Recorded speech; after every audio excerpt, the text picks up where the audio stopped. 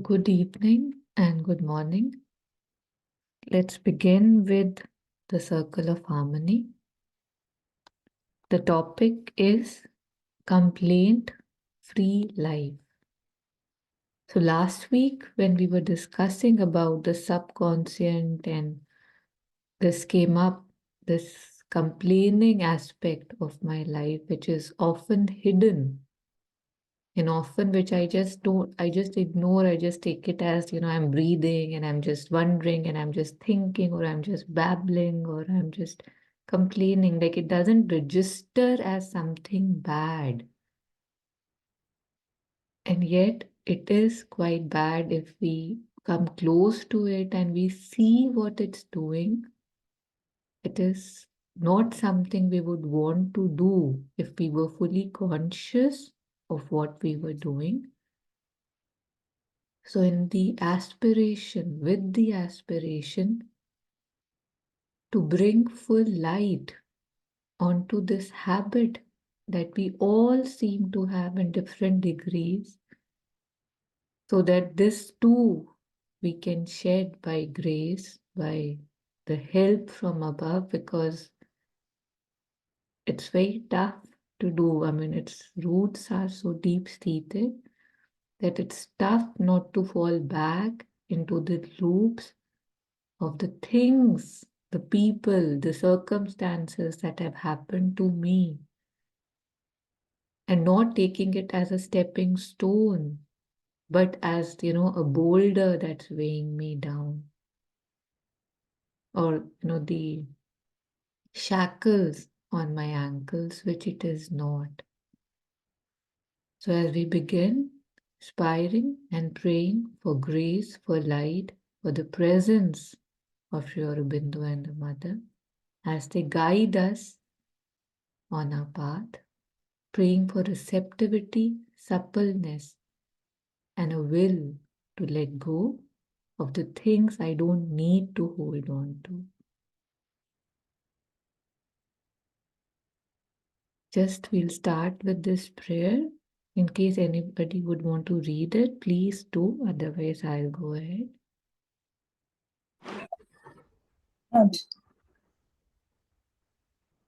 Make of us the hero warriors that we aspire to become. May we fight successfully the great battle of the future that is to be born against the past that seeks to endure, so that new things may manifest and we may be ready to receive them. Make of us the hero warriors that we aspire to become. May we fight successfully the great battle of the future that is to be born against the past that seeks to endure, so that the new things may manifest and may we be ready to receive them. Sure, Bindu. Yeah. This is So a student's prayer. Yes, Meera.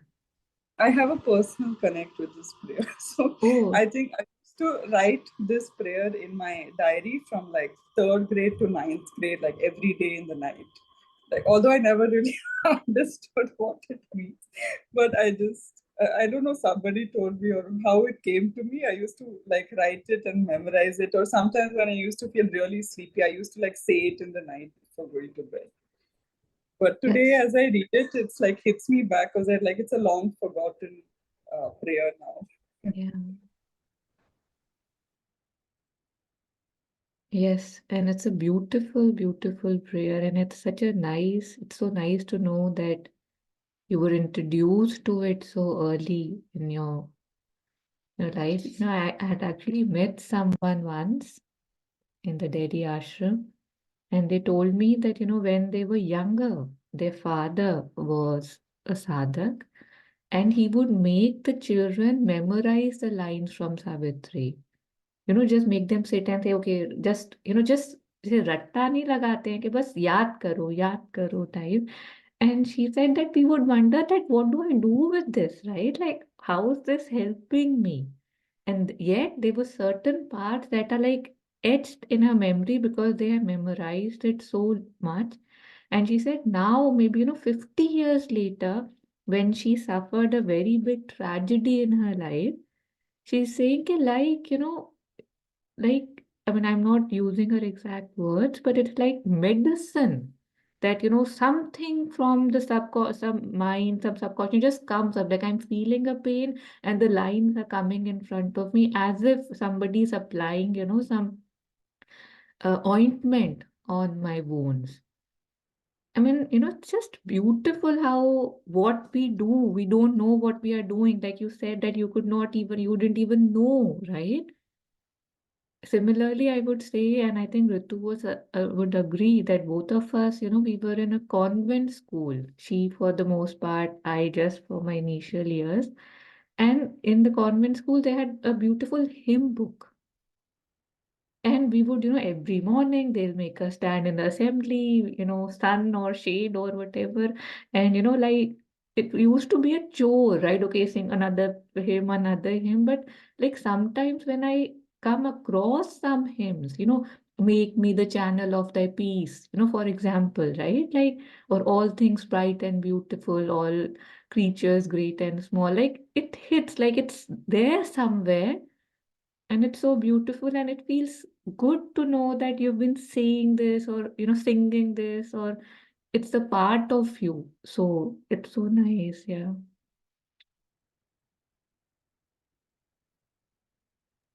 So, Taru, when we were, in Singapore, so there was a person called Surya Narayanan, and he and his wife, they will memorize Savitri one line a day. They will memorize. So once they came, actually, they left Singapore, they came to Chennai. But one of his visits, he came to the center and he was, just, reciting Savitri, the book of the Divine Mother. That's what we memorized. So after listening to him, I don't know, something, stuck to, both of us from that day. So I was telling my husband, three of us will learn this, at least this portion of Savitri. We will, by the next Darshan day, we will all, sit together and, say it in front of the mother. But, he couldn't somehow do it, but we both, even now, a stillness, what is that? Absolute, incommunicable. If we start, no, we will not be here, though we will not understand anything, but it gives a beautiful feeling. I'm so, I used to feel so happy. I don't know how it got memorized. We didn't make any effort for that. It was such a powerful act. And it just, by her grace, it just got memorized. Yeah. So when I saw this make of us, the hero warriors, I remember very small Meera. She used to, eyes will be closed and make of us like the hero warriors, like that. So in our family, one of my, cousins, she was saying, you have brought her up very beautifully. She told me, why? Nothing. No, no, no. So in her sleep also, see, we went to, somebody's house once. There was no lights there, because everybody slept off. And with that, night lamp, she was writing. No, I will write and sleep. That book will be with her. So I understand the power of the words. When she saw that, I could feel the happiness in her face. Thank you so much for bringing it Thank up. you. Yeah, thank you. Yeah. It's so funny that, the channels get the thank yous who have done nothing but show, right? It. So just going through it, since we have spoken so much about it, I really like the word hero here, firstly, starting with, because fight we all do, warriors we all are. But what are we fighting for? What is the goal? What is the issue? What do I need to fight for? And yet, if it's a hero warrior, there's a greater chance that one is fighting for something big, something higher, something that would be good. To make of us the hero warriors that we aspire to become. This one I feel has a catch that even if I'm not aspiring to become, when I read this, when I chant this, when I see this, I want to aspire to become that. May we fight successfully the great battle of the future that is to be born against the past that seeks to endure. So this prayer came to me because I think when we had last time we were reading about the subconscious, then the pattern of, how we complain came up. So it is a battle, right? So what is fighting, say, in me? In us as a human collective, as an individual, the past, my habits, my patterns, my beliefs, after all, I'm a human being sentence. So that is fighting against something that I would want to become. I should become the reason why I'm born is this.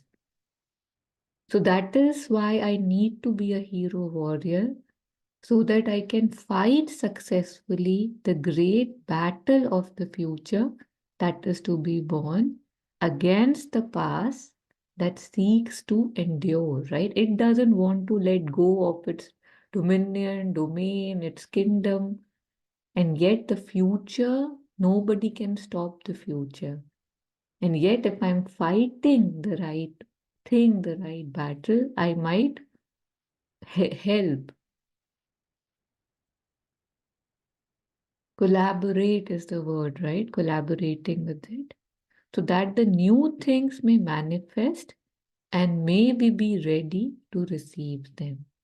So again, the last line is very important that things will manifest. They are manifesting every minute.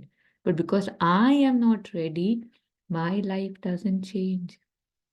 So may we be ready to receive them. So a prayer from Sri Aurobindo that is specially used for children in the Sri Aurobindo and Mother schools. Especially, they are made to chant this, I think, at least once a day.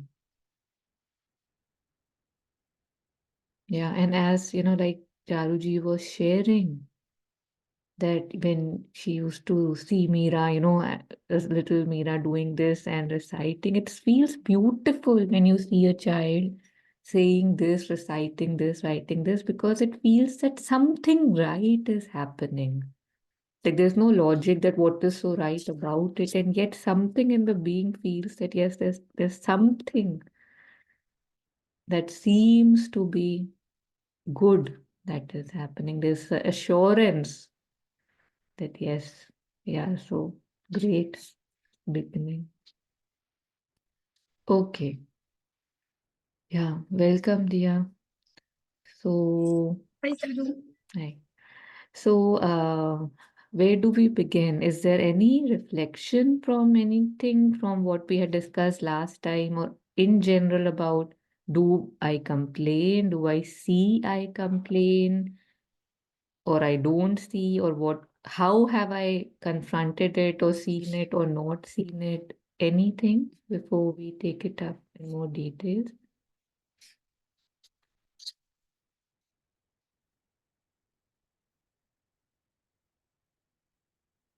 Mhm.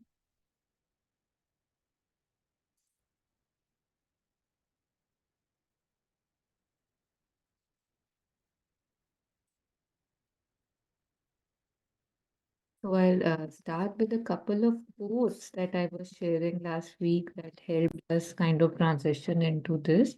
Maybe we did it last time. If we did, I apologize, but here we are doing it again. So again, something from Sri Aurobindo. And in order to possess the truth, the place of the lower nature must be stopped.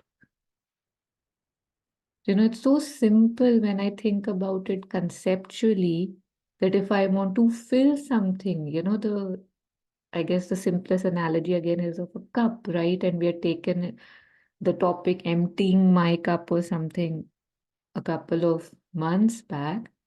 So if I want to if I want my cup to hold, say, lemonade, and it has tea, and I just have one cup, I'll have to either drink the tea or spill the tea for it to hold the lemonade.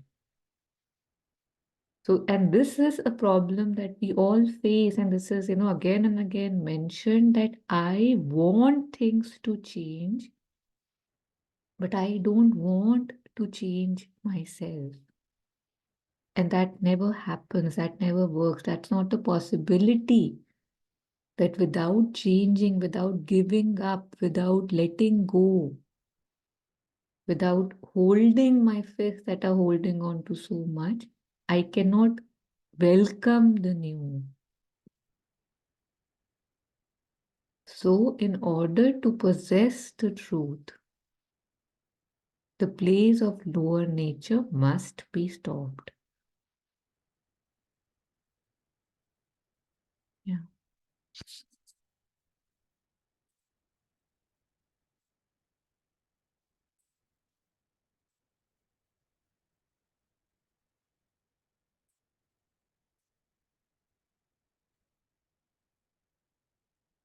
Feel free to unmute anytime, as always.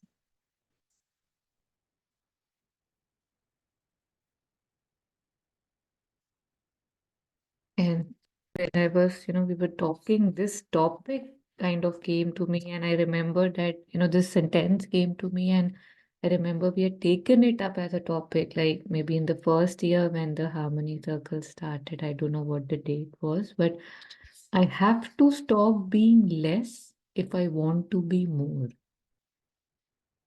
This nagging thing in me, this repetitive thing that this happened or this person does this, or this thing, this loop that starts, that is me being less. That is me, like something has been, say, meant for a temple, for a holy place, for higher purpose, and I'm using it to just keep digging the mud and the trash. It's very sad when I actually confront this habit and see what it's doing to me. It's quite sad because there is something in me which wants to not be here, not do this, not be engaged with this. And yet, if I'm just all the time, not even consciously, like that background chatter that goes on, it stops me from being more. The other day I was listening to something from Osho. I'll share that if I can find it again. It was about talking. It was about that, so much of what we say is unnecessary, for example, and we have all heard that there is nothing new. But one thing he said that anything that I'm saying which is not helpful is harmful. I've never heard that before. I've felt that, but I've never heard that as said before. Hi, Jasmine. Welcome. Jasmine is here. Five Thank you. minutes, guys. Yes. Peekaboo. Yes. Just wanted to say hi. Hi. मैंने कहा मैं complain कर दूं थोड़ी ना. हाँ, आप शुरू करें इससे पहले कि आपको जाना पड़ मुझ जाए. मुझे देख के ही तो सीखोगे आप. Yeah. Hi Okay. everybody. Just wanted to say hi. I'm just gonna listen quietly. Okay. Okay. Okay. Yeah. So I was saying that Osho was saying, or Osho has said, and I guess a lot of we have heard this before, that anything, whatever I'm saying, if it's not helpful, be sure that it's harmful, he said. Like there was no if and but about it. Like if I'm just saying a random comment, he was saying that that hurts somebody else's and my inconscious, my subconscious. Things which matter not, which are good for nothing. If I'm just, and मुझे ऐसे लगता है मैं ऐसे ही तो बोल रही हूँ. Obviously, if there are two people sitting, they'll talk about something, right? Like that's human, that's natural. But he was saying that how anything that I am saying which is not good, know that it is bad for yourself and someone else that you're saying to.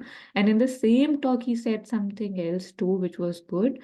He said that whatever I'm saying, whatever I'm repeating, and we know this, yet I'm repeating it, I am listening to it myself. right? So he said that it doesn't matter if it's true or false. If I'm repeating something, it becomes my truth. So, and I liked it because, I have seen it in my life that if there is some episode that say happened to me, I looked at it from my point of view, right? And it's lying in my thing, and I'm like, oh, you did this, oh, you did this. We all have those, oh, you did this with at least one or two things with somebody. I don't know, I have. And lot of times those things, they have no true nature. Like if I was to confront the person that, oh, you did this, and they were like, I did. Like for the truth of it, they won't even remember. And then if they can remember, they would have a absolutely different reason for why they did it. Okay, for example, a very cute thing. Say I was 3 or 4, and I remember that I was running and I slipped, and my grandmother and my brother were sitting on the sofa and they started laughing. And I felt so hurt that, like I've fallen and nobody cares and they are laughing. What kind of a, parents are they? Kind of the thing. And that kind of weighed on me, but that was fine. Like I cried and I felt bad. But later, when say I saw a child falling when I was an adult, I laughed too because it was so cute when they fell. For example. So I took it as they are laughing at me. And yet, when we see a small child, cuddly, fall down, it's sweet. One smiles, like it doesn't seem something bad has happened, but obviously it has hurt the child. So, like these, small, small, small, small things, I saw that how, again, it's a nothing, right? There's nothing in itself, and yet, see, like I don't know, more than 40, right? And this is something that happened when I was like 4 or 5. So I still remember them laughing at me. Like, how sad is that, right? So, in general, when I cannot know and I'm carrying, that's fine. But when I know I have to or I must let go, because again, it's something that just doesn't need to be there. And like what we were discussing, it's not that it's not doing me harm. It does do me harm by its presence, although it might seem to be totally harmless. There's some things in the chat. I don't know. Yeah. So Jasmine, feel free to, of course, unmute and share so that everybody can. Yeah. Sorry, मैंने ना topic off topic ना चली जाऊँ. But no, I just noticed, in terms of words, what you were saying कि कितना फालतू बोलते हैं. Just for the sake of बोलना बोलते हैं, और कई बार बोलते वक्त भी consciously कि कितना फालतू बोलते हैं. It's just like I said, it's more a personal journey. And again, मैं बहुत बोलती हूँ वैसे भी.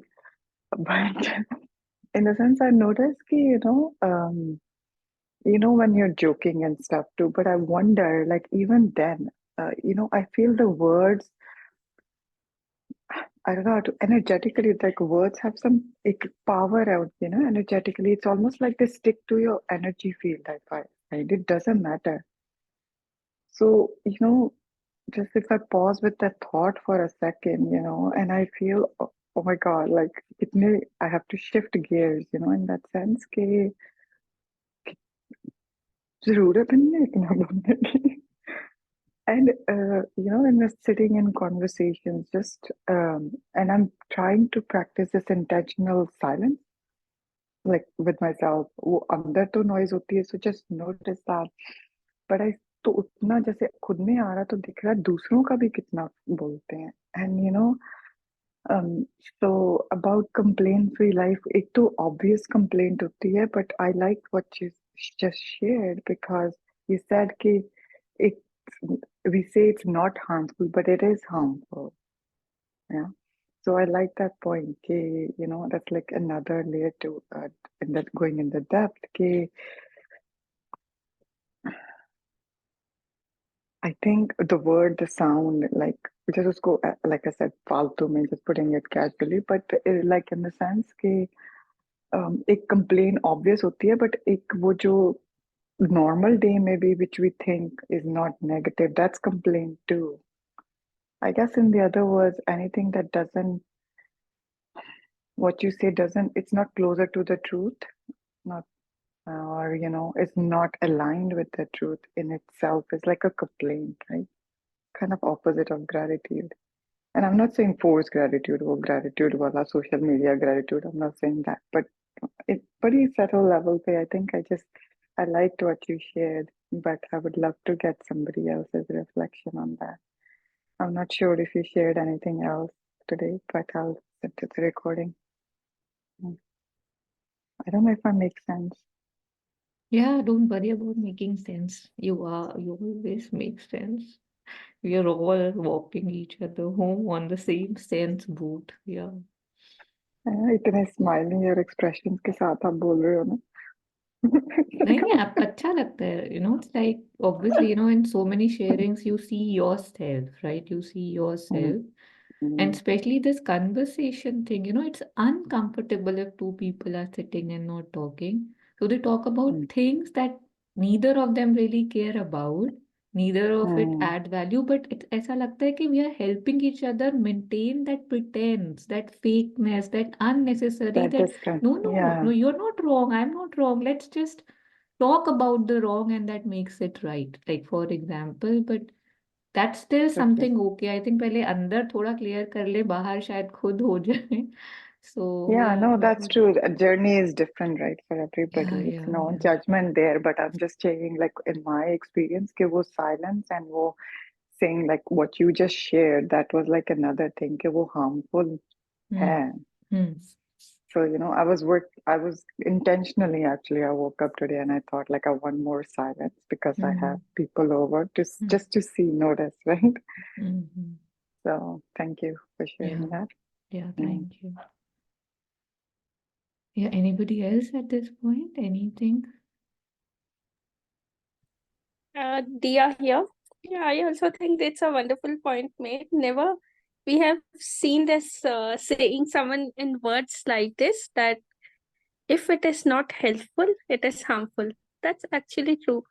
Like we come across in our domestic world also, at our home also, that people would just say for the sake of it.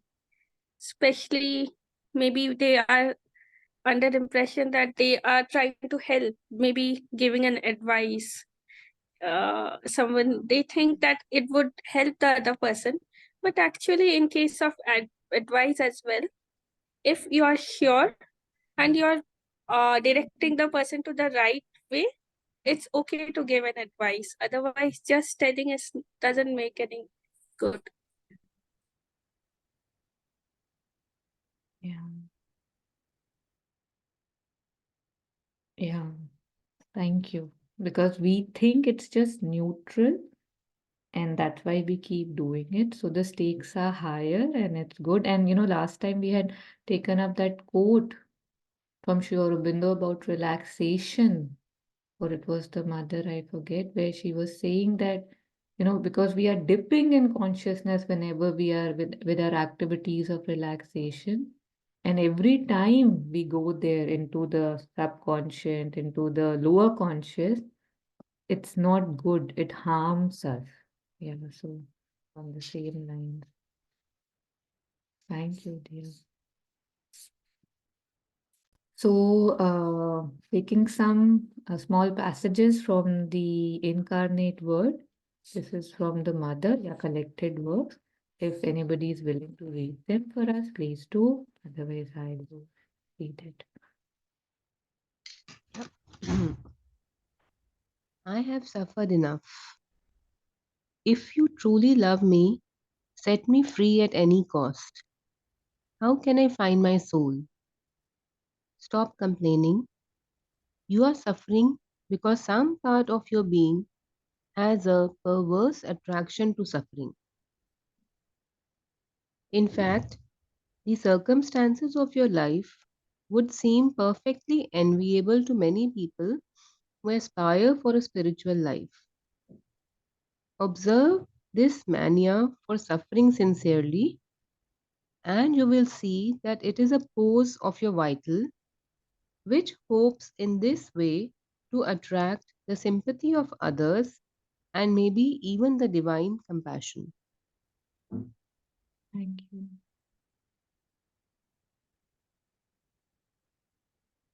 I remember the first time, I had read something like this. It was a long time back, that how something, there's something called Dukh Ras.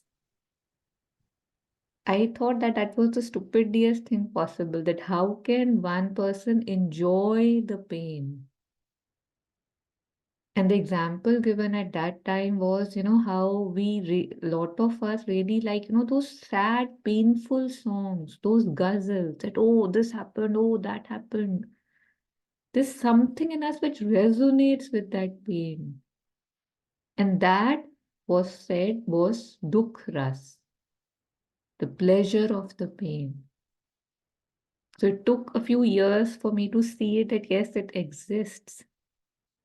And yet, if I am telling somebody my problem, and they say, "Oh, you're enjoying in that problem, you're enjoying being that character," I could feel hurt.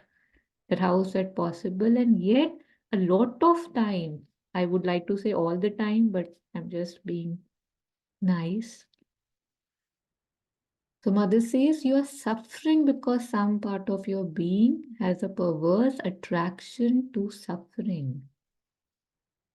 When I see myself, say, chanting in the loop of something that was done or some how a person behaves or why does she do that, why does he do that, on in the background, something happens and my chatter starts. This is the reason also that I like to complain. There is something, I need to be doing something, and this just seems like a fallback.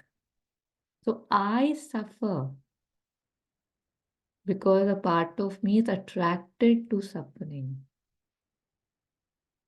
Can I see that? Can I acknowledge that? Can I accept that? Or can I just play with the thought at least to see if there's a part of it is true for me?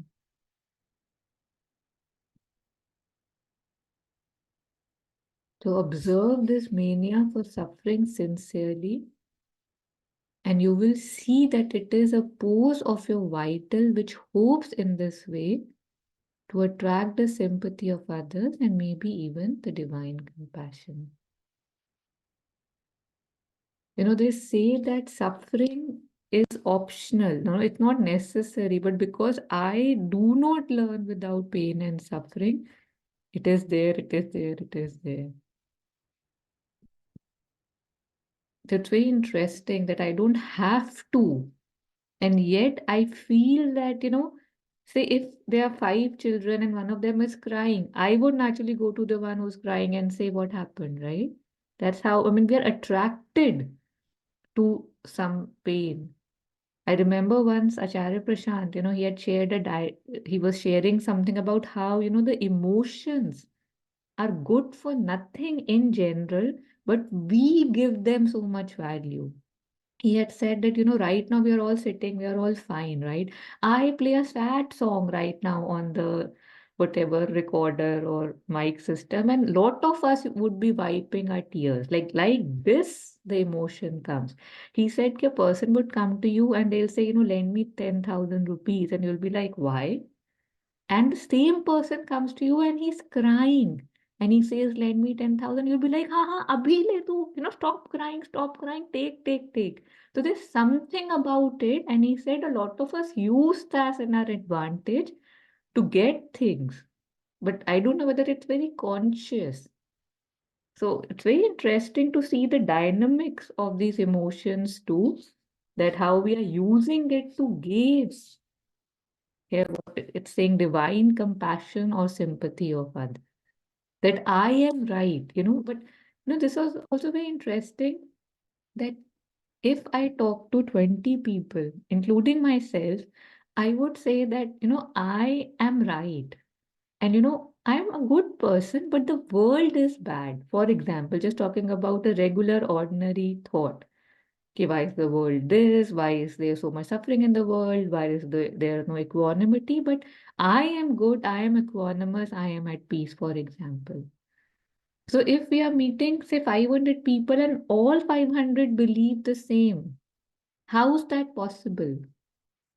Right? That the world is bad, but I am good. The world is bad, but I am good. Because I am making the world. So just there's no answer. Just to see that कहीं पे तो कुछ गड़बड़ है कि I'm seeing something in me and I'm seeing something else in the outside. So maybe I want to see that in me and I want to see that in the outside, because the moment we switch, things do switch. Things do switch. For sure they switch. Like again, lived experiences that they switch. Yeah.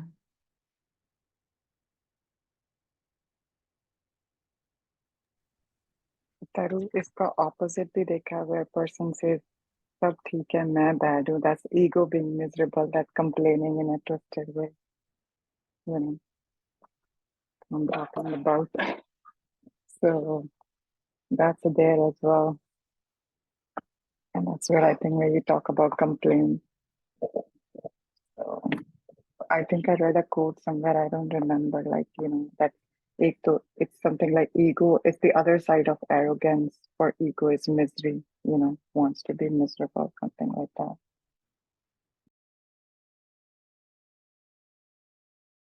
Yeah, very well said, Jasmine. No, that dukh ras again is that ego, right? Feeling that smallness. So anything big or small, absolutely right. It is that, yeah. So on the same thing, I think I lost my chain of thoughts when we were talking about that. Okay, I talk about something that happened to me so long back, and when I confront the person, they either don't remember or they have their own versions of the story. But for me, if I've been repeating it, say, over years to me, that this happened, this happened, this happened, this happened, for me, that becomes absolute truth. That yes, this happened. I am the one who suffered this. I am the one to whom this happened. So I am limiting myself. I'm limiting who I am. I'm limiting my experiences.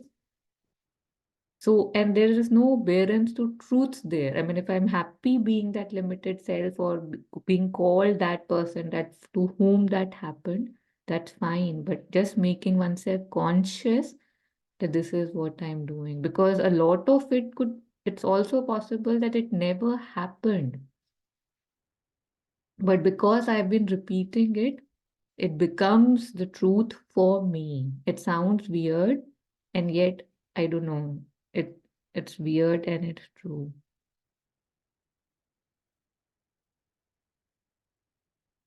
Our fears, a lot of time they operate on that. Like something happened to me some time back, and if again something shows me it might happen again, it comes as if it has already happened. And then the fear again comes.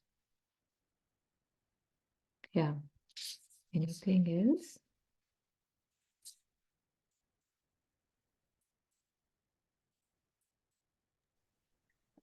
Just curious, the way I look at emotions, like I've been trying to find like what really emotions mean in my experience, but just curious, what do you say about vital, what mother says about vital?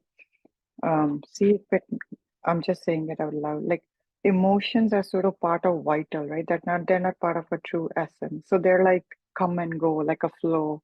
So as long as you are not attaching to them, it's just like a flow. That makes like that's the way we get so attached to it in that sense. Like, you know, the living part, the humanly part of it. That's what's vital. Like, am I making sense? Like, is that what vital mother says vital is?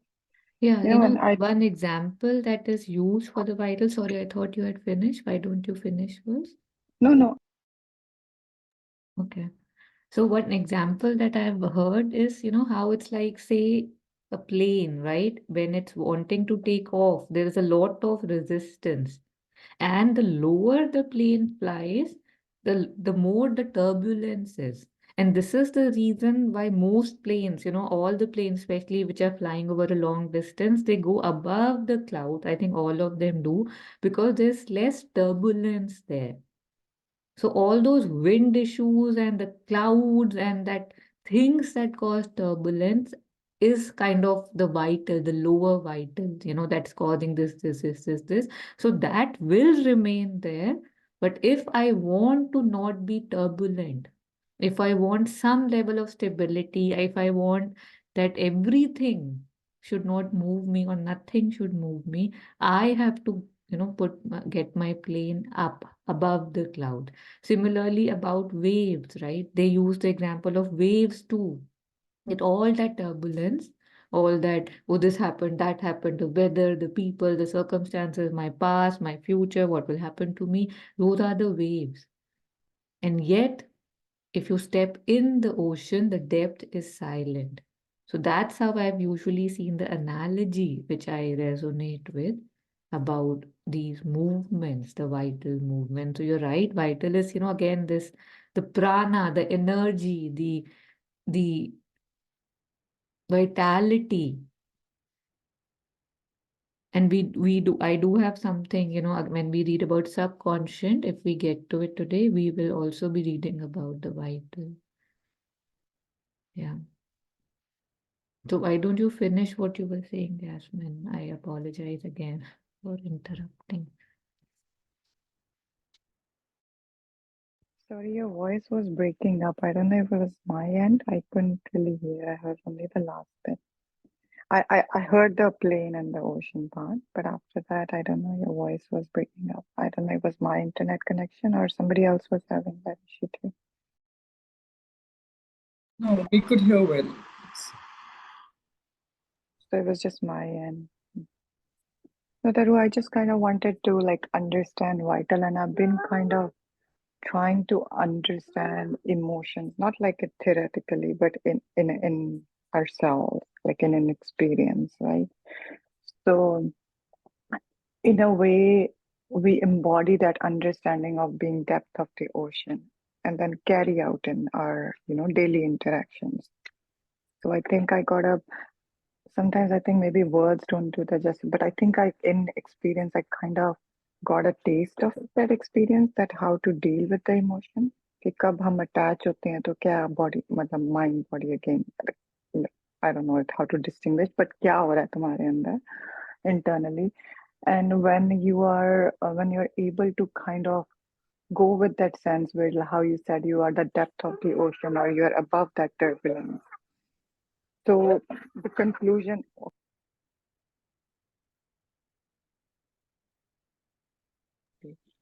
तो in that sense तो अब लगता है कि यार इतनी बड़ी deal भी नहीं है जितनी बनाई हुई थी, लाइक कुछ भी नहीं है emotion in that sense. And it's something your mind, how your mind creates it, like how you said वो सैड सॉन्ग डाल दिया या वो डाल दिया. It's not that the emotions is a problem, like it doesn't matter the intensity of it. It's how I relate to it was a problem. I don't know if it makes sense. But that's what I mean. Like, almost all I've been looking at emotions, kya, looking for emotions definition, vital, all that. But then I realized it had to be an experiential thing. I mean, it might not be for anybody else, but for me, I've thought कि I had to see it for myself. It's how my mind creates that relationship, that attachment. So, how you said, कि कुछ भी नहीं है actually emotion. And it's actually a true nature, yeah, essence, कि जो हमारी peace, love, joy, जो भी कह लो, वो that's us. ये emotions are just, they are literally like that turbulence wave. But कितनी life उसके साथ attach में, even happy emotion को attach करने के लिए, like so much of this के, yeah, even not gratitude in the sense in your nature is different, but gratitude feel करने के लिए, feeling वाला, that emotion, there's a difference. Yeah. So I'm reflecting out loud. So thank you everybody for listening to my reflections. So Jasmine, on incarnate word, if you search up vital, you'll get quite a lot of things. if you want to, just understand it more. And it's like, I say it shouldn't matter, and yet it matters to me. It matters a lot to me. It comes and it pours, and I'm just fully, like a wave. It's a surfing wave comes, a big wave comes, and I just go upside down. But to know that again, how frivolous it is, even while I'm in its grip, that how it just passes, it just helps. So just keeping that in that background also just helps, even if it's fully submerging me, which it does again and again. Yeah.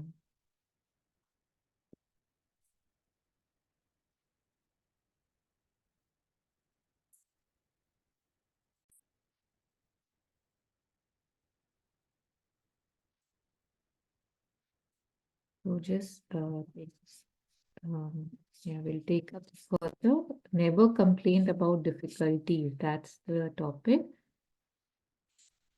So would anybody like to read a few passages? If yes, you can please unmute.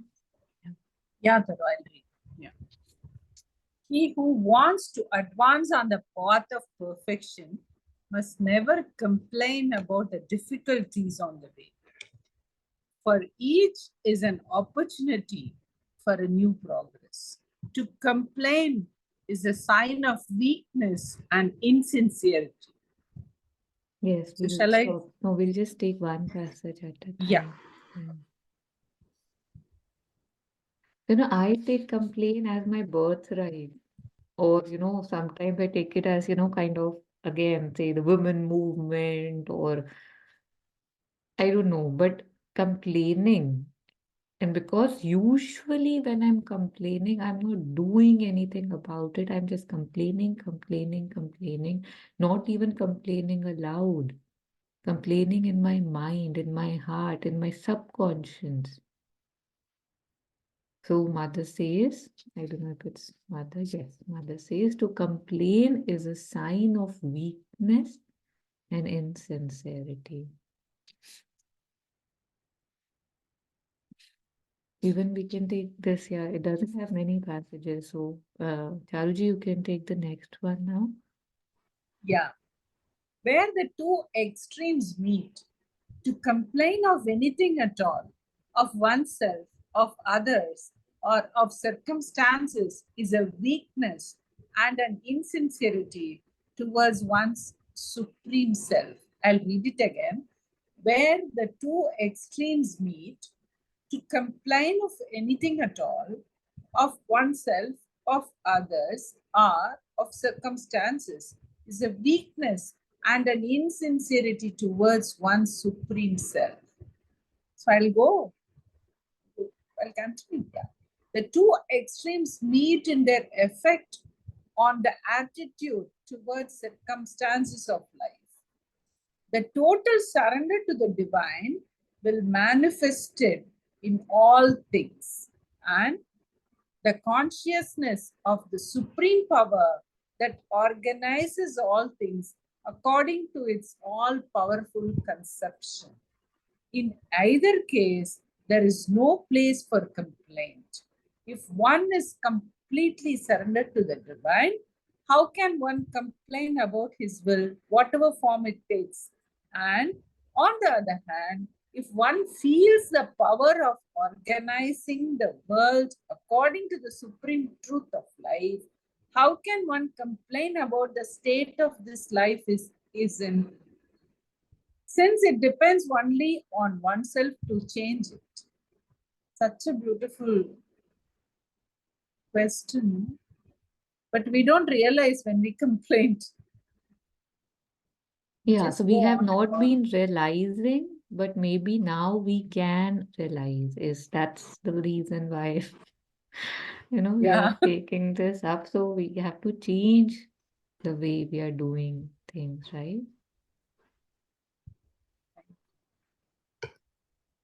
Yeah, because it depends only on oneself to change it. So I can stop complaining and I can change it.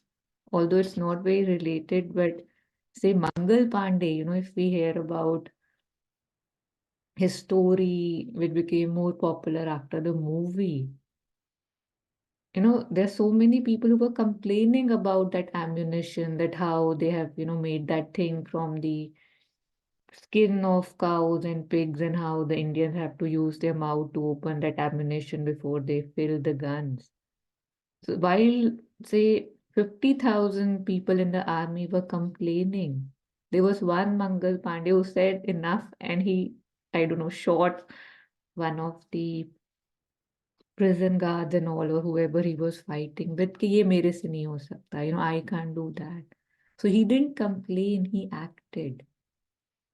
So it's a dumb example, maybe. I'm not saying we should shoot people around us, but just when I'm complaining, nothing is changing. Do I see that? I'm just, kind of, I have some grooves, because I've thought of something, perceived of something in a certain way. I have grooves inside me that this has happened, this has happened, this has happened. And every time I think about it or complain about it, I'm just sharpening, I'm just deepening that groove more. Do I see that?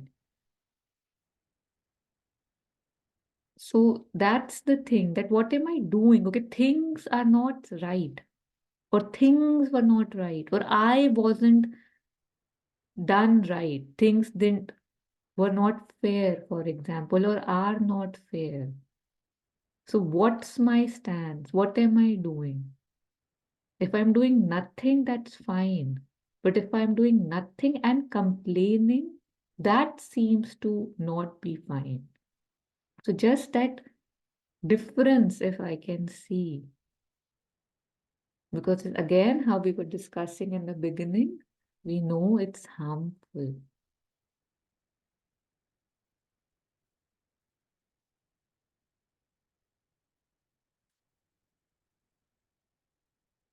So we are almost at the end. Hi, Deepa, welcome. So Hi, thank you. I joined a bit late, I think. that's okay. It was an unexpected timings and all. So, Deepa had, yes, last time, she had mentioned how she had also started practicing that no complaint thing. And she said the moment I decided and when I got out of the car, I was complaining about the weather. So again, those nothingnesses, that's what I feel the theme was for today, that these nothingnesses which we feel are just nothings. They are not nothings. They are harmful. And wherever we can start, whatever we want, we are ready to give up, I think would be a beautiful beginning. This, I would like to add one more thing. Like when you said this, I remembered one incident. We were living in this apartment complex in Dubai at that time. And it had very small, narrow parking areas for cars. And we were contemplating buying a car. We bought a very big car. And then we were telling the security guy how difficult it is for us to park.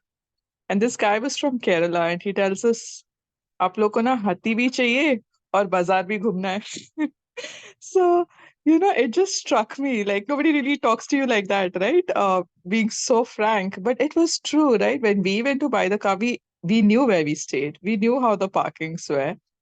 We buy something big and then we complain. So a lot of times we create situations and then we complain about them. And a lot of times in my life, I feel I want something in life, but I also want the other thing, which is totally opposite to what I want. And we create these conflict spaces for ourselves, for our minds, to say, I want to do this, but I also like that. And like innumerable times, I'm just like torn, I'm undecided. And so much of it is just so self-created. It's just, I wish we could just, and I know we can simplify our lives and quit this whole complaint thing.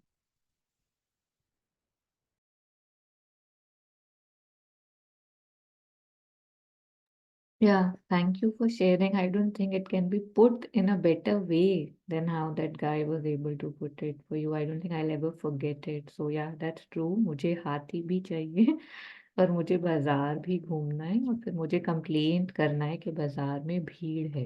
So amazing. Thank you for sharing.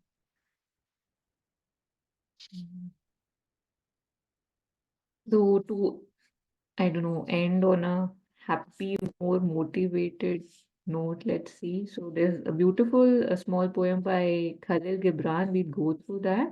But before that, I don't know which screen. I don't know if you're an incarnate word, if that's what I'm sharing. We can take this last passage and then we'll just read the small poem from Khalil and we'll be off.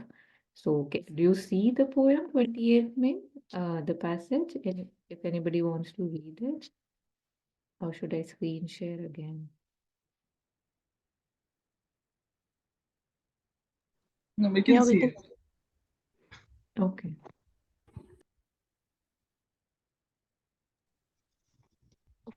I'll go. Yeah, thank you. Never grumble. All sorts of forces enter you when you grumble, and they pull you down. Keep smiling. I seem always to be joking about it is not mere joking. I seem always to be joking about it. It is not mere joking.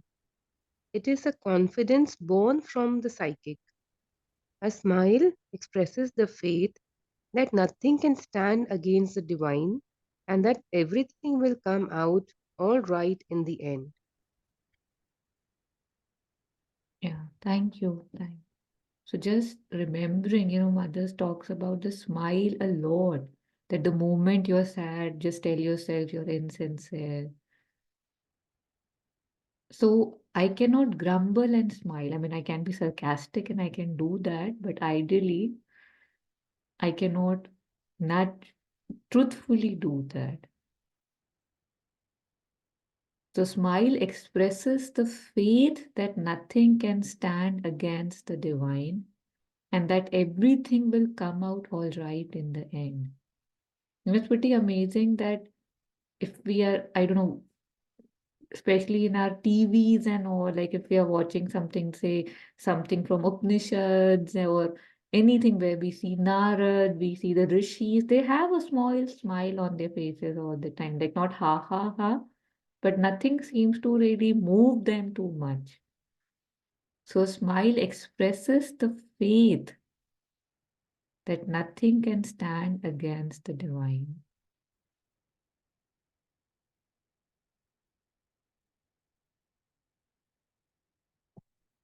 It's very beautiful. For that, we first have to agree that yes, the divine is there and nothing can stand it. There was this very beautiful line. I don't know if I can find it. In Savitri, I read yesterday, 522. Just one line. It was yes. So the lines are herself was nothing, God alone was all, yet God she knew not, but only knew he was. We don't know too much, right? We seem to be kind of beating around the bushes, yet God she knew not, but only knew he was. So even just knowing, not knowing who is he is or whatever, I mean, we may claim to know, but we know we don't. But just even knowing that he is can help us with this faith that nothing can stand against the divine. So just ending with the Khalil Gibran poem, if I think we can give it 2-3 minutes. It's a very small one, and we have taken it up before. So the grave digger, if anybody would like to read it.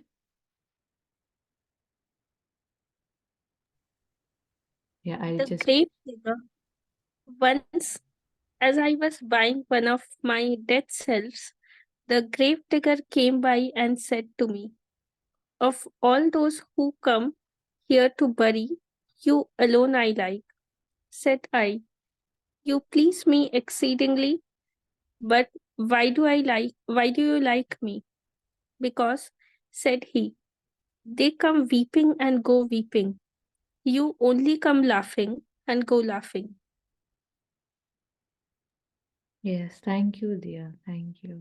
So it's one of the most beautiful lines that passages or poems that I like from him, because usually when I'm burying something, if I'm saying, okay, it's not working anymore, or this used to be and it's not anymore, it's a sad thing when I'm letting go of the past. It's a sad thing, even if I might be letting go of my baggages, it pains me. It's weird, but it's true. And yet I have a choice. I can either weep or laugh. And here he's choosing to laugh that, oh, this was me too. Oh, hey, it goes, go. I'm burying it. So, like we were discussing last time, those three phases of, I don't know, sadhana or spirituality somebody had shared on the group. So, one thing was silent, like kind of see very reflective face. The other was crying, and the third was smiling. So probably it's time now to move to the third one, is what we were discussing. There's a, yeah. Okay. Yes, so we will take it up again. Lot of readings from about subconscious, active memory and stuff that might help us shed more light, and we'll be reading about the vital too in that. Just saying that to attract Jasmine back to the next session. So no, there is actually. So any last comments on the topic, complaints, complaint-free life, anything we have heard today, read today, or personal before that?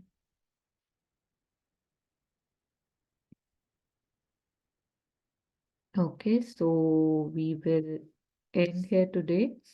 So we started with this prayer, and just at the end, I think we'll end with this prayer so that it stays with us. So it's from Sri Aurobindo. Make of us the hero warriors that we aspire to become. May we fight successfully the great battle of the future that is to be born against the past that seeks to endure, so that the new things may manifest, and may we be ready to receive them. So, this decluttering that we are trying to do, these loads that we are trying to keep down, these impurities that I am trying to remove in my aspiration to become light and pure, is the step in the same direction. So, fight I have to, but may I fight the right battles. So, thanking Grace, thanking Divine for this opportunity, for this session, for these words of wisdom, for these forces that can help me move towards where I should be, must be, can be, towards more light, peace, and truth. Thank you so much. Thank you, Taru, for the beautiful session. Thank you. Thank you.